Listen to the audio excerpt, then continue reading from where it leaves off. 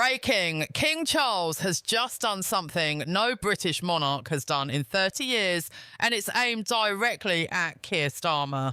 This morning at 7:43 a.m, palace officials summoned the Prime Minister using language one senior aide called unprecedented in tone and urgency.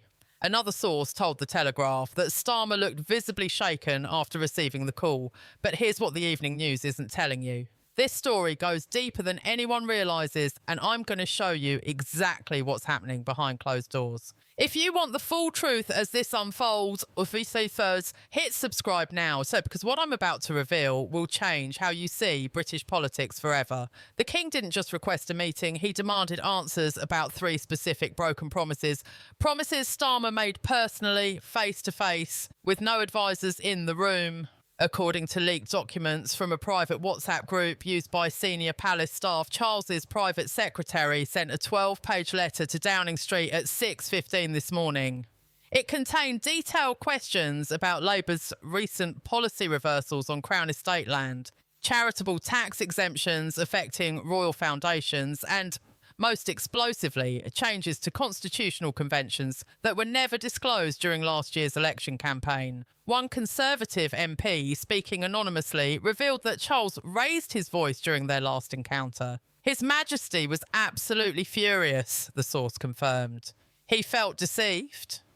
When a British monarch uses that word, you're watching a constitutional crisis form in real time. 3 weeks ago, Starmer stood in the House of Commons and promised full consultation with the palace on all constitutional changes. He said this on record with cameras rolling. Yet yesterday afternoon, Labour pushed through a statutory instrument changing how Crown consent operates in legislative procedures. They did this without informing Buckingham Palace until 45 minutes before the vote. Let that sink in. 45 minutes. One Labour backbencher described the mood in their private meeting as panic mixed with defiance. Another said senior ministers were scrambling to construct legal justification after the fact. But here's the part that should outrage you.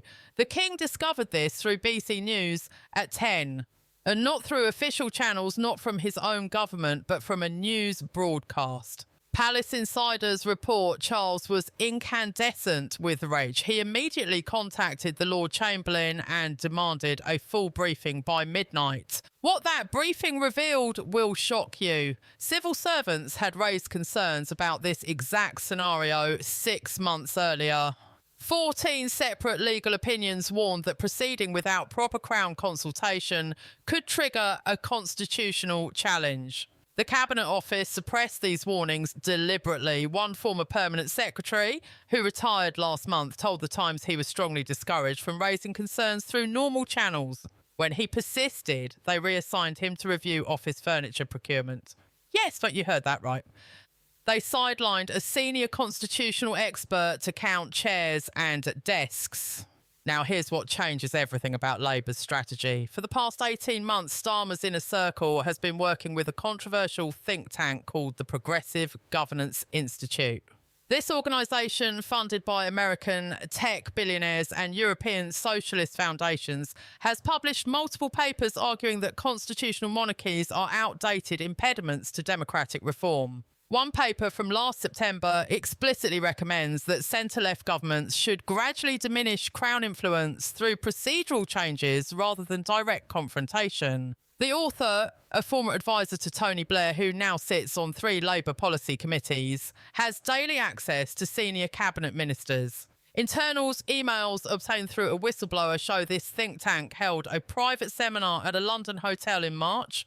12 Labour MPs, 7 special advisors and 2 current cabinet ministers attended. The session was titled Modernising Constitutional Relationships, Strategies for Progressive Reform. One attendee described discussions about creating precedents that would make Crown consultation optional rather than mandatory over time.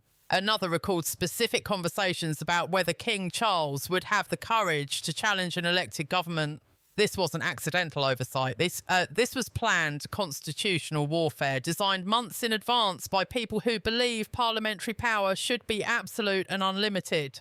Charles prepared his response personally without consulting his usual team of advisors. He wrote it longhand on palace stationery during the early hours of this morning, after reviewing constitutional briefing documents until 3:30 a.m. One palace staffer found him in the library surrounded by historical precedents from 1764, 1832 and 1936, studying every instance where monarchs challenged prime ministers on constitutional grounds. The statement he issued contains language constitutional experts are calling the strongest monarchical intervention in parliamentary affairs since the abdication crisis. Here's what the King wrote. "I have been informed of recent legislative changes that fundamentally alter constitutional relationships without the consultation traditionally afforded to this office. I have today requested a full accounting from His Majesty's government regarding these decisions, the process by which they were made, and the legal advice upon which ministers relied. I expect these materials to be provided completely, accurately, and without delay or obfuscation of any kind." The British Constitution functions through mutual respect between its component institutions. When that breaks down, we all suffer consequences. Read that again. That's not ceremonial language. That's a monarch drawing a line in the sand. Inside Westminster right now, MPs on both sides are scrambling. Conservative backbenchers are ecstatic, seeing vindication of their warnings about Labour's authoritarian tendencies. But even Labour members are uncomfortable. One MP from a northern constituency sent a private message to the Chief Whip that was later leaked. "We promised voters we would restore trust in politics. Instead, we're creating our own constitutional crisis within 6 months. My constituents are asking whether we're any better than what came before. I have no good answer. The Prime Minister faces a choice that could define his entire premiership. If he backs down and provides everything the King demands, he looks weak to his progressive base, who already distrust him for abandoning campaign promises on wealth taxes and green investment. If he refuses, he risks full constitutional confrontation with an institution that still commands genuine public respect." Recent polling shows 73% of British adults trust the monarchy more than Parliament. Among over 60s, that number climbs to 87%. These are Labour's crucial swing voters in marginal constituencies they must hold to keep their majority. One senior Labour strategist admitted in a private dinner conversation overheard by a Times reporter, "We've created an unforced error of catastrophic proportions right when we need to be building trust." Documents obtained through a Freedom of Information request show Labour's Constitutional Reform Committee discussed the monarchy problem extensively during opposition planning sessions. Minutes from a January meeting reference managing Crown sensitivities, but also note that ultimate parliamentary sovereignty means we can proceed over objections if necessary. One committee member argued they should test constitutional boundaries early in the Parliament while their majority is strong and public attention is focused elsewhere. This proves Labour knew exactly what they were doing. They gambled that Charles would follow his mother's example of public silence, regardless of private displeasure. They fundamentally misunderstood this king. One royal biographer who has known Charles personally for 40 years explained, "He has waited his entire life for this role. He will not preside over the dismantling of constitutional protections simply because one government decides conventions are inconvenient." An emergency YouGov poll conducted over the past 6 hours shows the public overwhelmingly sides with the king. 68% of respondents believe the government should have consulted the palace before making constitutional changes. Only 19% think Starmer was right to proceed without consultation. Even among Labour voters, only 42% support their own government's approach. Most devastatingly for Labour, voters over 60 oppose them 81-1.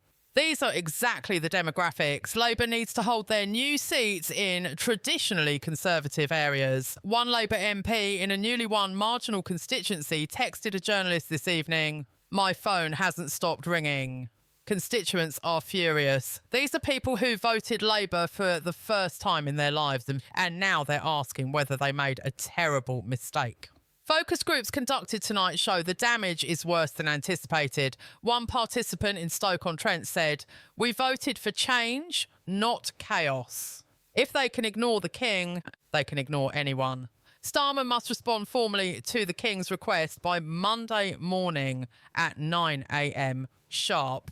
Palace officials made this deadline explicit. The Prime Minister has three options: provide full disclosure of all documents, legal advice and internal discussions, which would likely reveal embarrassing disagreements and expose ministers to accusations of misleading Parliament; claim executive privilege and refuse to hand over internal communications, triggering immediate accusations of a cover-up and potentially prompting the king to take even stronger action, including the theoretical possibility of refusing royal assent to future legislation or attempt a middle path of partial disclosure combined with promises of better consultation, but that satisfies nobody and makes him look weak to all sides. A leaked internal Downing Street memo that emerged in the last hour changes everything. Starmer's chief of staff warned him 3 weeks ago that this exact scenario was likely if they proceeded without Crown consultation. The memo specifically stated, "Palace sources indicate His Majesty is prepared to intervene publicly if he believes constitutional norms are being deliberately circumvented."